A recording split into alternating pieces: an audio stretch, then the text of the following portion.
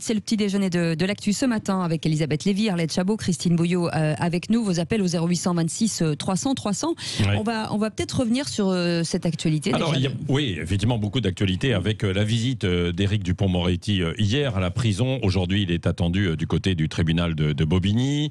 Nous en parlerons peut-être avec un représentant des syndicats de Maton, qui sera avec nous, du personnel pénitentiaire tout à l'heure. On va revenir aussi alors sur ce qu'on a évoqué déjà avec Elisabeth tout à l'heure, c'est-à-dire les féministes qui ont critiqué aussi ce gouvernement. On sera avec un représentant la porte-parole du collectif Oser le féminisme. Et puis on va revenir aussi d'une façon générale encore sur ce remaniement qui penche à droite que nous disait Arlette Chabot qui est avec nous ce matin.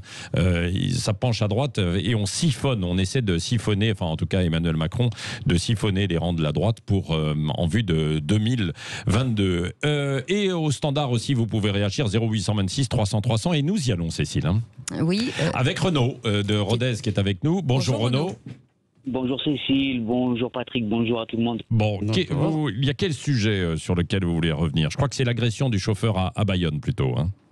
Oui, effectivement. Après, on peut parler aussi de ce remaniement au niveau du gouvernement que moi je trouve très honnêtement moi je trouve que c'est un petit peu une comédie de voir qui on nous met comme garde des Sceaux. Je trouve que ça fait un petit peu politique spectacle maintenant et puis Bachelot à la culture qui ne devait plus revenir, qui était très bien en chronique à la télévision avec son émission sur LCI aussi, etc. Moi, je trouve que ça me fait doucement rigoler. Je trouve que c'est un peu de bruit pour pas grand-chose. Ah bon, c'est vrai. On va s'arrêter sur ce premier point. Restez avec nous, Renaud. Arlette, c'est vrai que ce que dit Renaud, c'est de la comédie un petit peu. C'est un peu du people, quoi, avec Bachelot et Dupond-Moretti, peut-être, dans ce gouvernement, alors, non? On a quand même compris que le président de la République voulait marquer un peu les esprits. Il n'avait pas beaucoup de choix, parce que voilà, le reste, il y a un jeu de chaises musicales à l'ancienne, donc je passe de l'écologie au travail. Et il fallait quand même trouver un peu de personnalité qui marque. Alors, Roselyne Bachelot, oui, c'est une star. Voilà la preuve d'ailleurs. Les gens sont très contents de sa nomination pour une bonne raison. Quand on regarde les enquêtes d'opinion. Oui, notre enquête d'opinion, c'est vrai, est à plus de 50%. Voilà, mais parce qu'ils la connaissent, ils ne connaissent pas les autres. Donc c'est assez vite fait. Je veux dire, c'est une star. Pourquoi aller choisir Éric Dupond-Moretti? Franchement, si le choix était entre le procureur Molins, qui incarne la rigueur, qui était l'homme qui nous informait sur les attentats et que les Français connaissent et respectent, c'était le côté sérieux, la rigueur, l'austérité, et il y a Éric Dupond-Moretti. Ça n'enlève rien aux qualités d'Éric Dupond-Moretti, mais il y a la volonté aussi d'avoir une star avec connue, célèbre, que les Français immédiatement peuvent identifier. Et qui risque pas de se présenter. Qui risque pas de se présenter à l'élection, mais le procureur Molins, comme Nicolas Hulot. Nicolas Hulot, c'était le début du mandat. Il symbolisait quelque chose, Nicolas Hulot. Mais c'était aussi j'ai piqué une star. Mais début de quinquennat, on pouvait se dire ça signifie. Là aujourd'hui, on se dit que le président veut, c'est la grande qualité. Il faut imprimer, Patrick. Si vous voulez être ministre un jour, dites-vous qu'il va falloir imprimer. Mais Patrick imprime. Renaud, vous allez pouvoir poser une question si vous le souhaitez à Arlette Chabot directement, et Elisabeth Lévy. Elisabeth, tout d'abord. Oui, non, mais moi, il me semble tout de même, il y a quand même quelque chose d'important dans ce gouvernement, ce sont les sortants. C'est-à-dire, il y a symbolique. Oui, mais ça fait partie, si vous voulez. En réalité, je pense que si le remaniement était aussi impérieux, c'était d'abord pour faire sortir un certain nombre de gens. Alors, Édouard Philippe, je ne sais pas, Arlette, j'attends que vous décryptiez pour moi, parce que je ne sais pas ce qui se passe dans le cerveau d'Emmanuel Macron. Moi non plus, je vous rassure, sur le cerveau d'Emmanuel Macron, je ne sais pas. Mais vous décevoir. Mais il y a quand même eu un certain nombre de sortants. Moi, je crois que pour les policiers, je n'ai pas du tout pour les policiers, c'était tout de même, si vous voulez, Christophe Castaner avait vraiment donné le sentiment, si vous voulez, de les mettre sous surveillance, qu'il y avait un soupçon de violence, une présomption de violence qui pesait sur la police, maladresse, pas maladresse, ce que vous voulez, donc c'était très important. Donc je crois quand même, vous ne pouvez pas dire qu'il n'y a rien, parce qu'il y a au moins trois... Non, je parle à notre auditeur. Pardon. Renaud, il est avec vous. Renaud. Au moins là-dessus, je pense qu'il s'est passé quelque chose. autre chose, il y a peut-être quelques clins d'œil au vieux monde. Mais, c'est-à-dire à moi. Renaud.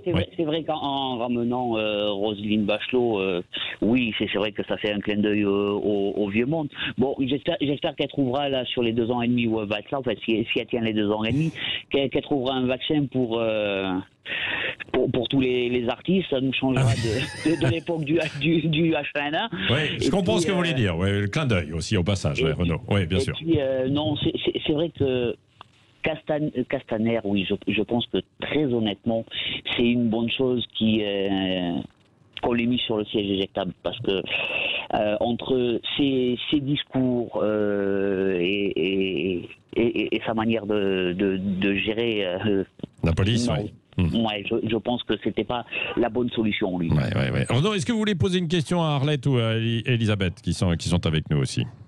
Et qui est branché sur le cerveau d'Emmanuel Macron. Oui.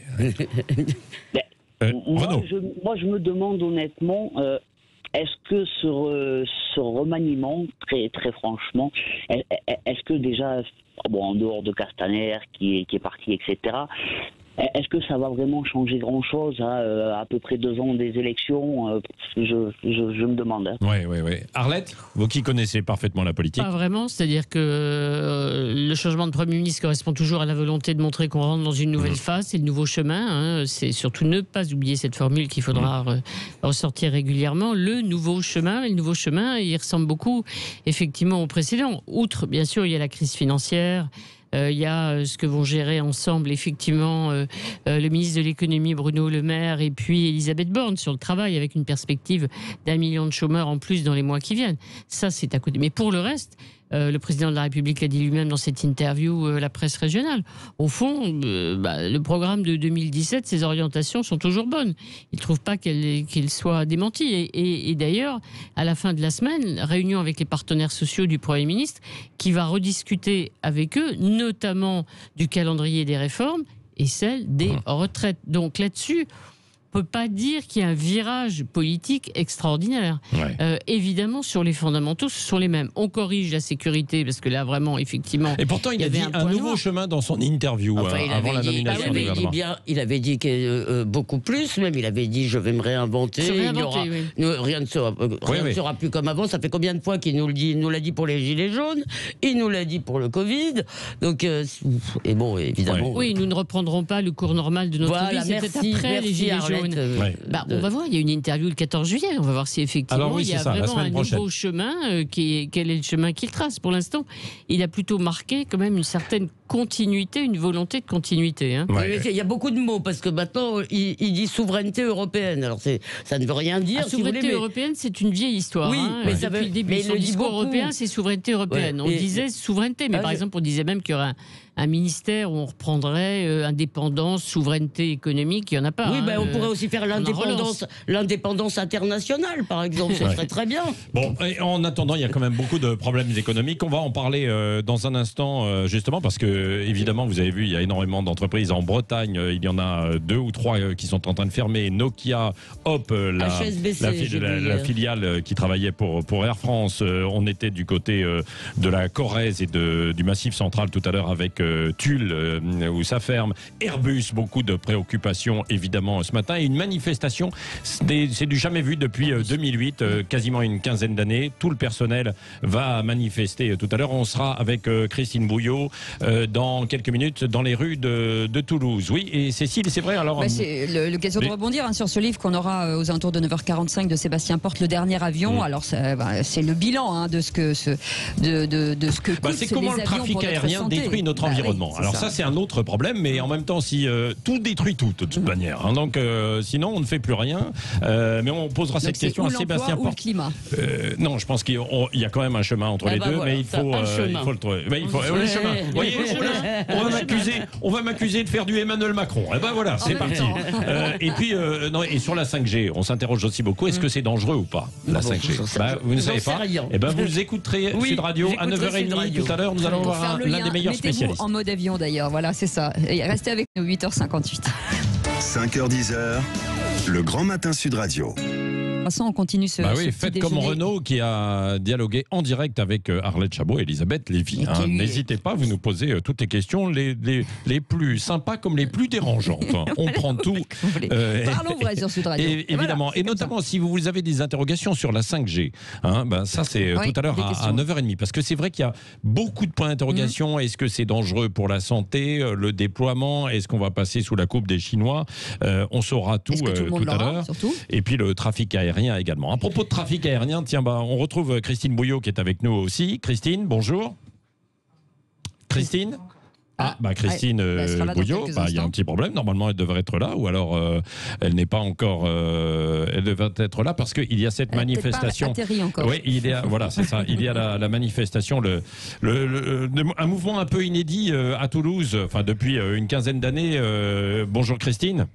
Oui, bonjour tout le monde. Oui, bonjour. Cette mobilisation de soutien pour Airbus. Oui, alors de mémoire, depuis 2008, il n'y a pas eu de manifestation chez Airbus, et le précédent plan qui s'appelait Power 8, avec les déboires de la 380, on se souvient, qui avait nécessité donc un réajustement des effectifs, et à ce moment-là, il y avait eu des grosses manifestations sur le site et également dans la ville. Donc c'est vraiment nouveau aujourd'hui. Donc ce matin, pendant 1h30, tous les salariés sont appelés à débrayer sur le site même, à l'appel de 3 organisations syndicales, les principales forces ouvrières. Est-ce qu'il y a un défilé ou pas en même temps? Alors ils vont aller ils seront à l'intérieur du site. Ils vont on va dire du point d'entrée du site jusqu'aux fenêtres de la direction. Et demain, il y a une autre manifestation qui est programmée, cette fois à l'appel de la CGT Métallurgie. Donc on est sur une autre registre, puisque là, ça sera effectivement en dehors du site. Mais c'est assez nouveau. En fait, les syndicats, même les plus, on va dire ceux qui ont l'habitude de négocier avec la direction, veulent mettre la pression sur les dirigeants d'Airbus de manière à ce que ce plan de 3700 départs qui est programmé ici à Toulouse, 5000 en France, on le rappelle, soit le moins douloureux possible, et surtout qu'il n'y ait pas de départ contraint. Donc ils en appellent aussi au gouvernement. Ils aimeraient bien que le gouvernement aille plus loin encore que ce qui a été annoncé ces dernières semaines en termes de mesures d'accompagnement. On le rappelle, c'est presque 7 milliards qui ont été mis sur la table pour la filière. Donc c'est pas que pour Airbus, mais pour les salariés, il y a ces mesures de chômage de longue durée, et eux souhaiteraient également des mesures d'âge de départ en retraite. Voilà, donc ça c'est encore pas prévu dans le dispositif, et les syndicats aimeraient bien négocier. Donc les négociations vont démarrer. On sent bien que le bras de fer s'installe, et que pour la direction d'Airbus, qui souhaite aussi éviter des départs contraints, ce que nous a dit DRH la semaine dernière, on sent aussi. Et puis certains syndicats dénoncent aussi un plan drastique qui camoufle et dont le Covid. C'est-à-dire le Covid est le prétexte. Voilà, et le prétexte. Non, mais d'autant que c'est vrai, il y avait des difficultés économiques auparavant déjà, Christine, ça il faut pas se le cacher, qui existaient, même si Airbus reste le grand avionneur que l'on connaît, l'un des plus forts. Mais il y a une récession qui avait déjà qui touche toute l'Europe. Elle est pire que prévu. Je disais ce matin qu'elle est pire que prévu en Europe. Donc il n'y aura pas de reprise en fait demain. Donc c'est compliqué. Donc on sait que déjà il y avait la concurrence internationale qui était très très forte. Et là, dans les entreprises, on prend ses précautions en se disant que on va se prendre une grosse vague et il faut être prêt, en quelque sorte. Oui, alors en ce qui concerne le trafic aérien, 2 chiffres. Le premier, c'est qu'à l'heure où on se parle aujourd'hui, le trafic aérien est équivalent à ce qu'on a connu en 1970. Donc on voit bien le retard que l'on a et que l'on continue à avoir. Et le deuxième chiffre, c'est que pour tout ce qui est transport long courrier, je ne parle pas des moyens et des courts courriers, le long courrier, le retour à ce qu'on a connu avant le Covid n'est pas attendu avant 2025 pour certains spécialistes. 2025. Voilà. Donc il faudra un petit peu de temps pour retrouver un rythme de croisière, notamment pour la commercialisation de ces avions. Ça repartira, mais dans quelle proportion, c'est très difficile. Donc il faut effectivement laisser le temps à l'avionneur, en tous les cas aux avionneurs. Le danger, c'est les sous-traitants. Un emploi chez Airbus, c'est 5 emplois chez les sous-traitants à peu près. Donc on voit un petit peu les dégâts collatéraux qu'il va y avoir. oui, bien sûr, évidemment, énormément de difficultés économiques. Hein. Ça, c'est pas très gai, que ce soit pour Airbus, mais on l'a vu, je le disais tout à l'heure, dans le domaine de l'automobile, avec des usines qui ferment, l'usine de Smart, par exemple, en Lorraine, hein, qui ferme, mais qui intéresserait quand même un Britannique, hein, qui pourrait le reprendre, Ineos. Dans l'ameublement, c'est la même chose. Dans l'ameublement, vous avez vu Conforama qui a fermé. Il n'y a plus que But, qui était la grande enseigne française, qui pourrait reprendre ses magasins Conforama, d'ailleurs, au passage. Hein. Donc, vous voyez, mais il y a des plans sociaux partout. Et je pense que c'est la grosse inquiétude et probablement le problème majeur. Et on n'en parle pas beaucoup parce qu'on parle ce matin, comme depuis hier, de Dupond-Moretti, de Roselyne Bachelot, etc. Évidemment, comme le disait Renaud tout à l'heure, je me demande si c'est pas de la comédie. Alors c'est vrai qu'il y a des sujets en fait aussi de fond et qu'il fallait voir quelle était cette équipe gouvernementale, mais la préoccupation, elle sera bien ailleurs. Et il y a néanmoins en fait un certain nombre de sujets comme le remaniement qui indigne les associations féministes. Et nous sommes, Cécile, avec Alissa. Hein. Oui, ce matin nous sommes avec, vous allez m'aider Patrick. Alissa à Rabar, qui est avec nous, porte-parole du collectif Oser le féminisme, qui est avec nous. Voilà, que nous avons en ligne. Bonjour, bienvenue. Oui, bonjour, bienvenue. Nous vous avons déjà reçu sur Sud Radio. Pour les auditeurs qui nous suivent sur la chaîne YouTube ou sur, évidemment, sur notre site internet, vous pouvez suivre en vidéo. Pourquoi cette indignation, Alissa ? Oui, bonjour et merci. Alors, l'indignation, elle a plusieurs raisons. Ouais. D'abord, vous l'avez dit tout à l'heure, en ce qui concerne Gérald Darmanin, il est accusé de viol, donc l'enquête est toujours en cours. Ouais. Comme vous le disiez, la présomption d'innocence existe, évidemment. Mais ce qui est important pour nous, c'est aussi le devoir d'exemplarité. Donc, pourquoi c'est important pour nous ? Déjà parce que c'était une promesse d'Emmanuel Macron au début de son quinquennat, mais aussi et surtout parce qu'en fait là on envoie un message aux victimes qui est celui de l'impunité des agresseurs et qui s'inscrit dans un contexte beaucoup plus large de non-exemplarité des représentants de la République. Par exemple, là, avec les municipales, on a vu qu'il y a des maires qui ont été réélus alors qu'ils sont accusés de violences conjugales, comme Tristan Duval, le maire de Cabourg. Donc voilà, c'est quelque chose de récurrent. Et là, dans un ministère aussi important que celui de l'Intérieur, voilà, ça soulève un certain nombre de questions. Et vous l'avez dit aussi, mais notre indignation, elle s'étend à la nomination d'Éric Dupond-Moretti à la justice. Pourquoi alors ? En fait, pourquoi Qu'est-ce que vous lui reprochez à Éric Dupond-Moretti ? Alors, ce qu'on lui reproche à Éric Dupond-Moretti, c'est dans le cadre de ce ministère de la Justice qu'il est affiché depuis un certain nombre d'années, de manière constante, son désaccord avec le mouvement féministe, parfois de manière vraiment plus ou moins violente. Hein, en ce qui concerne par exemple le mouvement MeToo, donc il a toujours expliqué que voilà, il n'était pas d'accord, que il y avait une hystérisation, que les féministes étaient des folasses, etc. Nous, ça nous pose problème parce que dans le cadre du système judiciaire, on sait qu'il y a des dysfonctionnements. On sait que la police et la justice, ce sont des institutions qui sont des institutions clés dans le cadre du parcours d'une femme victime de violence. Oui. Et du coup, ce sont des institutions en lesquelles les femmes doivent pouvoir avoir confiance. Or, on a vu à l'occasion du Grenelle en novembre dernier, notamment il y avait eu un rapport des violences conjugales. Oui, absolument. Tout à fait. Il y avait eu un rapport de l'IGPN, donc l'Inspection Générale de Justice, qui avait mis en évidence ces dysfonctionnements. Et Nicole Belloubet, donc l'ex-ministre de la Justice, avait alors dit que voilà, ces dysfonctionnements doivent être corrigés.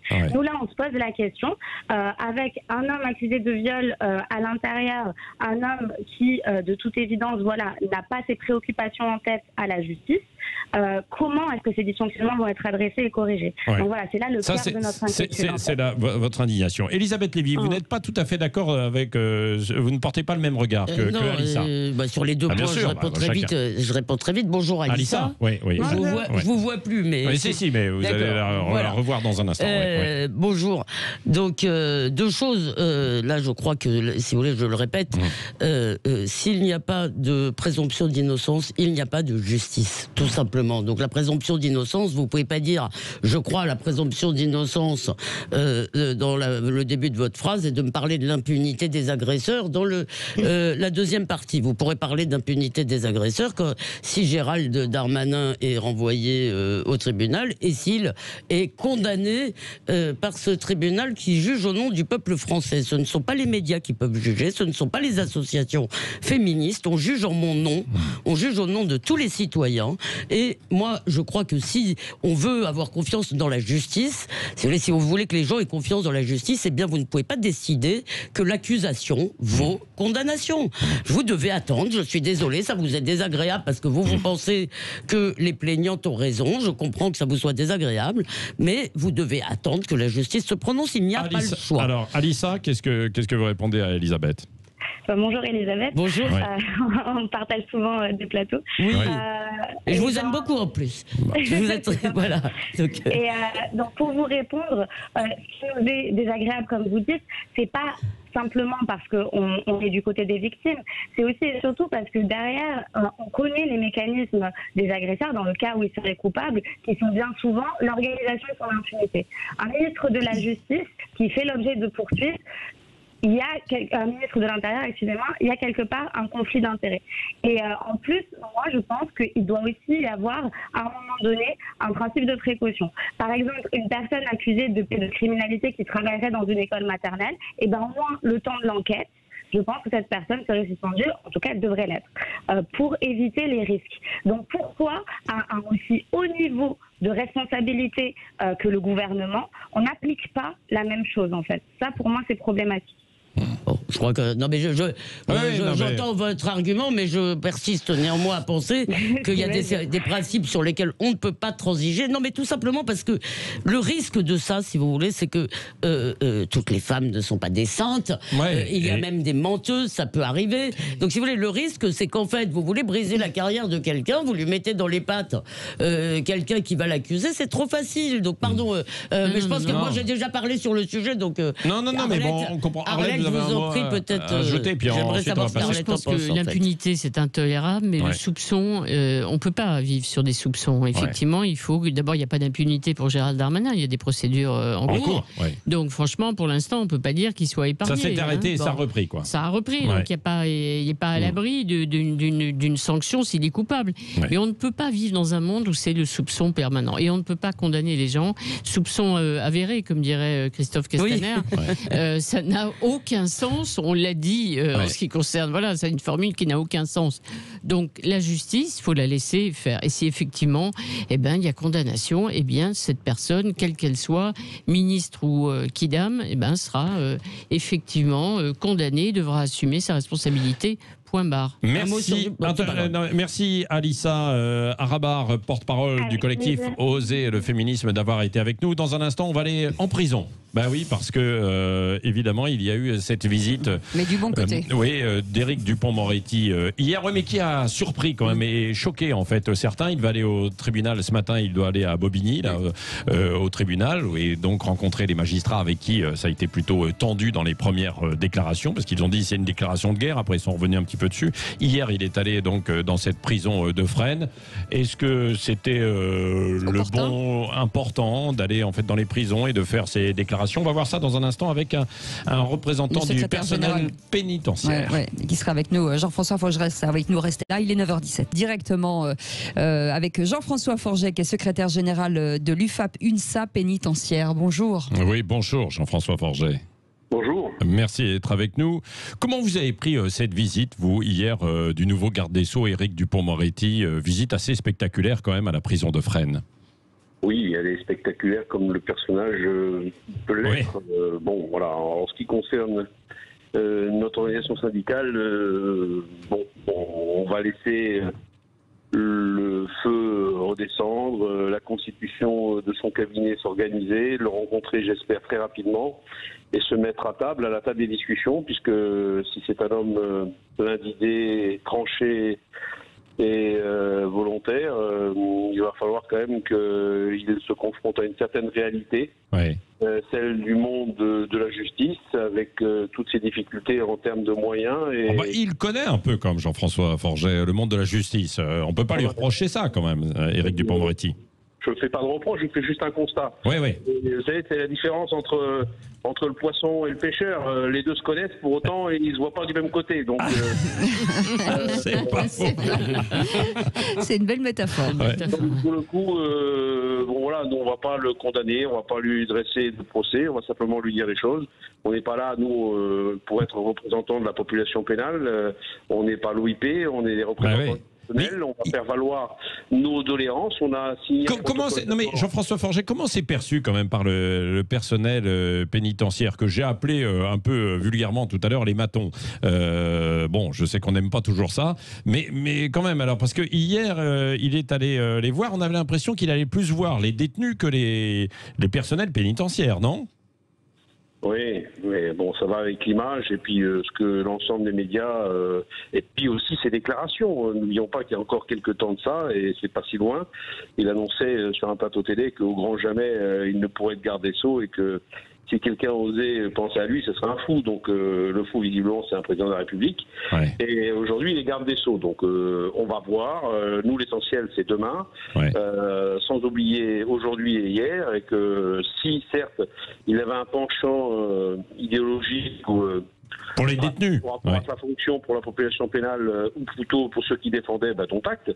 Aujourd'hui, il est garde des Sceaux, donc il va falloir qu'il épouse une fonction et qu'il soit le premier représentant des fonctionnaires de ce ministère, qu'il se batte pour nous pour qu'on obtienne les moyens adéquats. Et en matière de surpopulation pénale, en matière d'attaque contre la récidive, on a plein de propositions à lui faire. On a signé un protocole il y a 2 ans qui met en valeur et en lumière la sécurité des personnels et en même temps des dynamiques de réinsertion, puisque c'est pas de gros mots, les deux se marient ensemble. Il faut de l'autorité et de la rigueur pour faire en sorte que l'on ne subisse plus cette violence dans les prisons. Les violences, elle est à l'égard des personnels et à l'égard des détenus.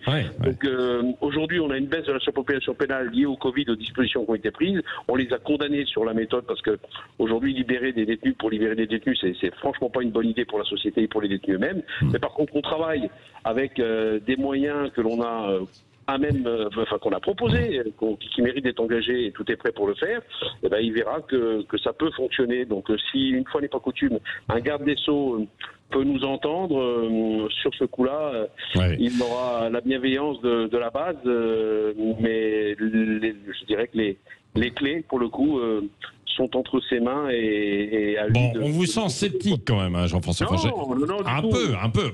Non, je ne suis pas ni sceptique. Vous voyez, mon organisation syndicale n'a fait aucune déclaration. Oui, c'est vrai. Pour l'instant, parce qu'on se garde bien de le faire. Bon, on jugera sur les actes. Là, nous allons le rencontrer dans les prochains jours, je l'espère. Ça va être une première étape. On va dire les choses. Je pense que c'est bien. C'est quelqu'un qui a un caractère trempé. Il va pas tomber sur une bande d'ingrats nous concernant. On va lui dire clairement les choses de façon très lisible et transparente, avec la volonté d'avancer. Et donc, pour le coup, sans mettre la marche et la barre à 10 mètres, pas à pas, les orientations qu'il saura conduire, si elles vont dans le bon sens, on les saluera. Si elles vont dans le mauvais sens, on le dénoncera, comme on l'a toujours fait. Elisabeth et Arlette, restez avec nous, Jean-François Forget. Elisabeth, Non, mais moi, je suis un peu d'accord avec monsieur, c'est-à-dire, je trouve, d'avoir une position idéologique au départ en disant la prison, c'est pas bien, est un gros problème, mais il vient pas seulement de... Bon, ça, c'est la position souvent exprimée par Éric Dupond-Moretti, mais quand il était avocat, on peut supposer qu'il saura entrer dans un autre costume et prendre l'ensemble du problème en considération, mais il y a un autre problème, en fait, c'est la loi de 2019, dont une des circulaires d'application est parue pendant le confinement. Et en gros, cette loi, premièrement, rend assez compliqué les petites peines. Elle les supprime en dessous d'1 mois et entre 1 mois et 1 an. Si vous voulez, la norme est plutôt de ne pas les exécuter en prison, mais surtout, elle subordonne l'exécution des peines à la disponibilité.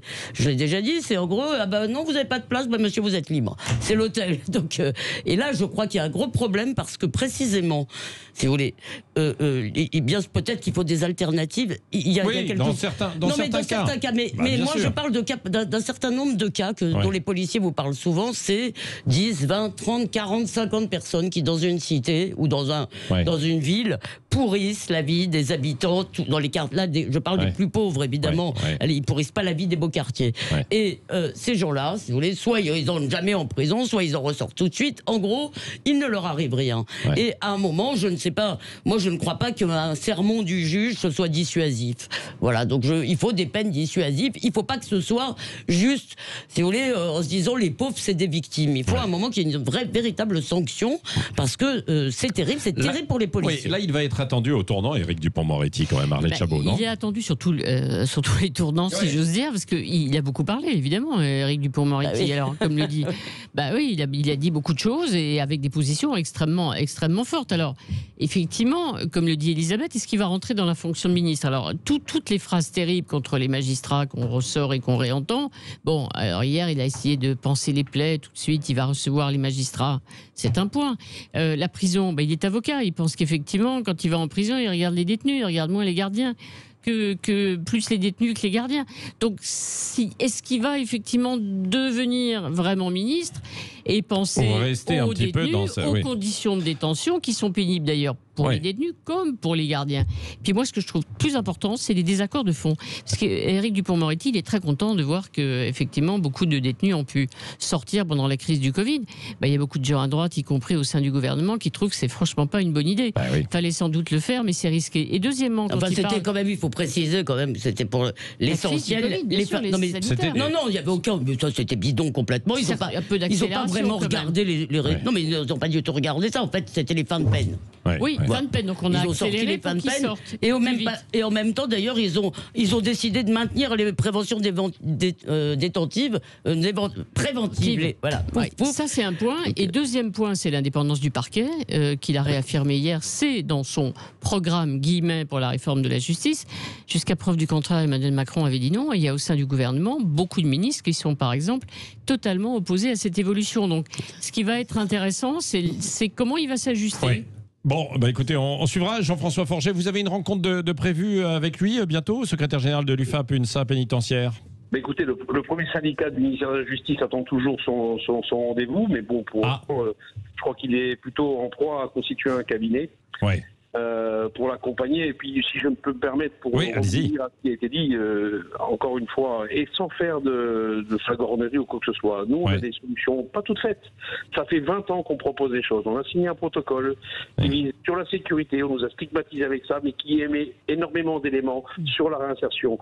Si on veut répondre aux deux objets auxquels tout le monde peut s'accorder, à savoir faire en sorte que la justice soit rendue dans ce pays, et faire en sorte que la prison soit un temps utile à la société, donc que l'incarcération soit un temps utile. Donc ça veut dire qu'on doit faire en sorte de prendre en charge ces détenus-là. Aujourd'hui, ça n'était pas possible avec la surpopulation qu'on avait. Sous des moyens divers et variés, on a libéré 14 000 détenus dans des conditions inacceptables pour un certain nombre d'entre eux à l'égard de la sécurité de cette société. Il est possible demain d'engager des réflexions qui viseront à ce qu'on puisse rentrer tous ceux qui doivent rentrer en prison et qu'on puisse faire en sorte qu'on ait moins de récidives au regard du fait qu'on pourra prendre plus en charge un certain nombre de détenus qui sont à même d'être réinsérés. Et pour d'autres, il faut s'assumer. On a une frange de la population pénale, mais ce n'est pas la majorité, qui est dans l'incapacité de se réinsérer. Donc c'est là, il faut voir comment on la traite en termes de gestion. Et une fois qu'on a abordé ce sujet de fond, et ça nous semble-t-il, un homme de son envergure avec sa volonté devrait pouvoir entendre ce discours-là. Et bien à ce moment-là, on pourra avancer, et avancer efficacement au-delà des idéaux politiques, qui soient de droite ou de gauche, mais dans l'intérêt d'une société, des justiciables, et puis de l'ensemble, pour un équilibre qui visera à se contendre vers une justice sociale plus acceptable. Merci Jean-François Forget, secrétaire général de l'UFAP, UNSA pénitentiaire, Arlette Chabot, Elisabeth Lévy et Christine Bouillot, et puis vous au 0826 300 300.